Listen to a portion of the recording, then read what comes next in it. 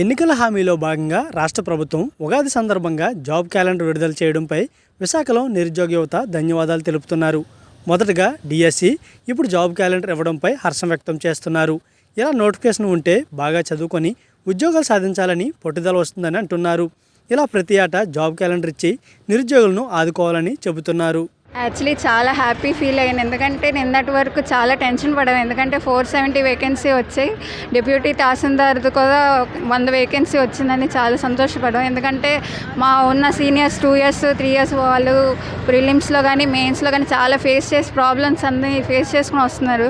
వాళ్ళ వల్ల మాకు కూడా చాలా లైఫ్ లెసన్ కూడా నేర్చుకున్నాం. సో దానివల్ల మేము కూడా ప్రయోజనం అయ్యి ప్రతి సంవత్సరం ఇంకా నోటిఫికేషన్ వస్తుందని చాలా హ్యాపీగా ఉన్నాం. థ్యాంక్ యూ ఫర్ చాలా హ్యాపీగా ఫీల్ అవుతున్నాం యాక్చువల్లీ. ఎందుకంటే ఎవ్రీ ఇయర్ మాకు 2 yearsకి లేకపోతే 1 yearకి వచ్చేది. ఈసారి ఎవ్రీ ఇయర్కి వస్తున్న వల్ల గవర్నమెంట్ నుంచి చాలా థ్యాంక్స్.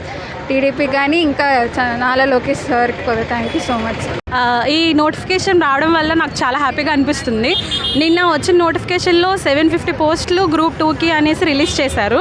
నారా లోకేష్ గారు ఇలా నోటిఫికేషన్ రిలీజ్ చేయడం వల్ల మాలాంటి విద్యార్థులకి చాలా లబ్ధి కలుగుతుంది. చాలామంది అన్ఎంప్లాయిడ్గా ఉండిపోయారు. అలాంటి వాళ్ళకి ఈ నోటిఫికేషన్ అనేది చాలా మంచిగా యూజ్ అవుతుంది. వాళ్ళ కెరియర్ సెట్ చేసుకోవడానికి మంచిగా యూజ్ అవుతుంది అనేసి మేము అనుకుంటున్నాం. అలాగే గ్రూప్ 2లోని ఫస్ట్ 470 పోస్టులు మాత్రమే చెప్పారనమాట.